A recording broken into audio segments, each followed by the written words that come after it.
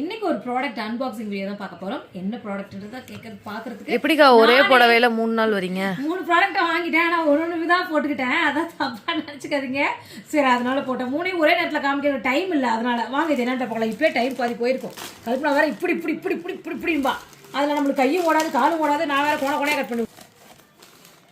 கொடுத்துருக்காங்க 3 ப்ராடக்ட்டு. எப்படி பார்த்தீங்களா, நான் இந்த 3 ப்ராடக்ட்டும் சேர்த்து இது எவ்வளோ கல்பனா போட்டுக்கு ரேட்டு பார்த்துட்டு சொல்லு.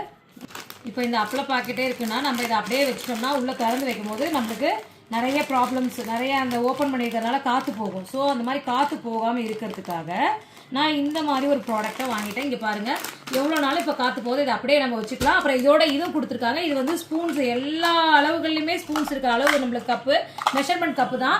ஓகே, இந்த ப்ராடக்ட் உங்களுக்கு பிடிச்சிருக்கான்றத கமெண்ட்டில் சொல்லுங்கள். இது வந்து அரிசியா திருவோடுன்னு நினச்சிக்காதீங்க.